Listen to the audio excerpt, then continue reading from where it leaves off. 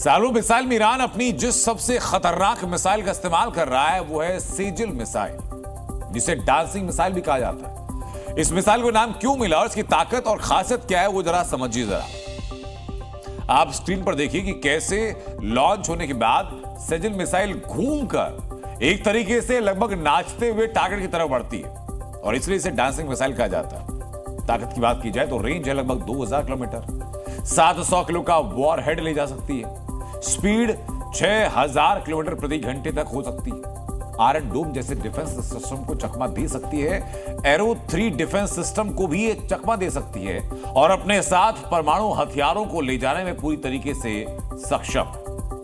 लेकिन 17,500 घंटे का प्लान और ईरान का काम तमाम। अमेरिका के ऑपरेशन मिडनाइट हैमर की एक हकीकत सामने आती जा रही है। ईरान के परमाणु ठिकानों को दहलाने के मिशन पर अमेरिका 2 साल से काम कर रहा था। 2 साल से।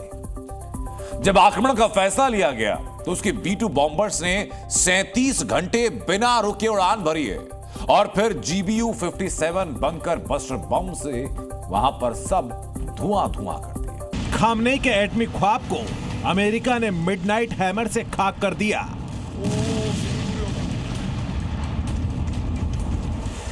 अमेरिका के आसमानी बॉम्बर्स ने विनाशक बम के जरिए ईरान को कैसे निशाना बनाया, इसकी पूरी कहानी सामने आ गई है।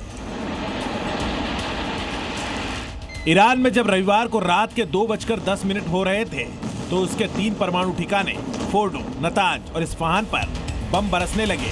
यह हमला अमेरिका का था, जिसे ऑपरेशन मिडनाइट हैमर नाम दिया गया।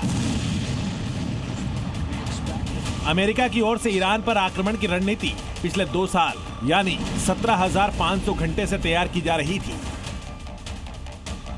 इन 2 सालों में अमेरिका ने कई बार कभी बातचीत तो कभी धमकी देकर ईरान को परमाणु कार्यक्रम खत्म करने को कहा था, लेकिन ईरान नहीं माना।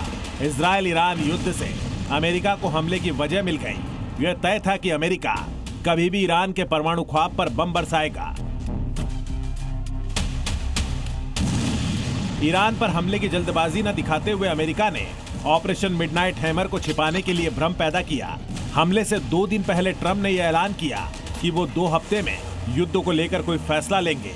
यही नहीं, कुछ B-2 बॉम्बर्स को जानबूझकर अमेरिका के पश्चिम की तरफ भेजा गया ताकि दूसरे देशों के सैन्य अभ्यास जैसा लगे, जबकि असली हमला व्हाइटमैन एयरबेस मिसौरी से किया गया।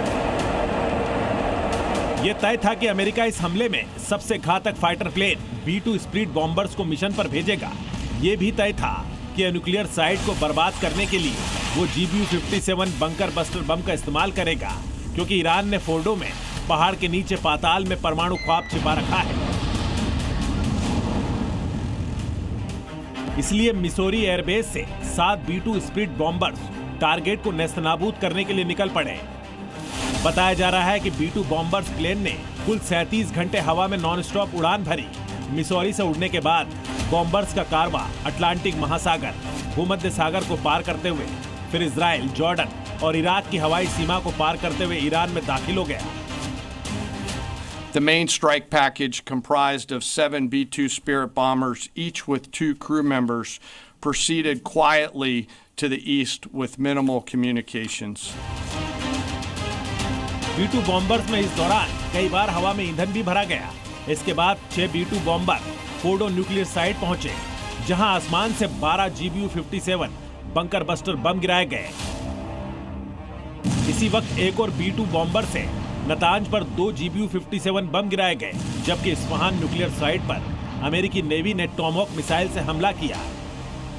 अमेरिकी अधिकारियों के मुताबिक ईरान का सारा एयर डिफेंस सिस्टम धरा का धरा रह गया।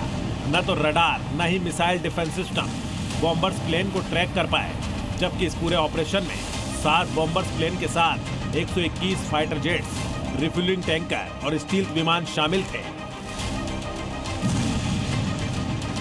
At midnight Friday into Saturday morning, a large B-2 strike package comprised of bombers launched from the continental United States. As part of the plan to maintain tactical surprise, part of the package proceeded to the west and into the Pacific as a decoy. a deception effort known only to an extremely small number of planners and key leaders here in Washington and in Tampa. जिस वक्त America ने Iran पर यह हमले किए, उस दौरान America और इजराइल के बीच बेहतर तालमेल रहा। इजराइल ने 21 जून की रात भी ईरान पर कई हमले किए, जिसकी वजह से ईरान हमलों का जवाब देने में व्यस्त रहा और इससे अमेरिका के लिए 3 न्यूक्लियर साइट्स को दहलाने का काम और आसान हो गया। ईरान और इजराइल के बीच युद्ध की वजह ईरान का मिसाइल कार्यक्रम है। यह दावा किया जाता है कि नतांज एटॉमिक फैसिलिटी सेंटर की साइट पर 9 परमाणु बम बनाने जितना यूरेनियम मौजूद है, जबकि फोर्डो में ईरान का दूसरा बड़ा यूरेनियम प्यूरिफिकेशन प्लांट है, जो कि एक पहाड़ी में 295 फीट नीचे मौजूद है। अमेरिका का दावा है कि ईरान के 3 एटॉमिक साइट्स बर्बाद हो चुके हैं। A short time ago, the U.S. military carried out massive precision strikes on the 3 key nuclear facilities in the Iranian regime: Fordo, Natanz, and Esfahan. Everybody heard those names for years as they built this horribly destructive enterprise. Our objective was the destruction of Iran's nuclear enrichment capacity and a stop to the nuclear threat posed by the world's #1 state sponsor of terror. Tonight, I can report to the world that the strikes were a spectacular military success. Iran's key nuclear enrichment facilities have been completely and totally obliterated. Iran भले ही अब बदला लेने की बात कर रहा है, लेकिन यह सच है कि अमेरिका ने उसके परमाणु कार्यक्रम पर जो बमबारी की है, उससे खामनेई का परमाणु बम वाला ख्वाब टूट गया है। अगर ईरान उसके बाद भी परमाणु बम बनाने की कोशिश करता है, तो तय है कि अमेरिका इसके बाद इससे भी बड़ी प्लानिंग के साथ और विनाशक हमले करेगा। ब्यूरो रिपोर्ट, जी मीडिया।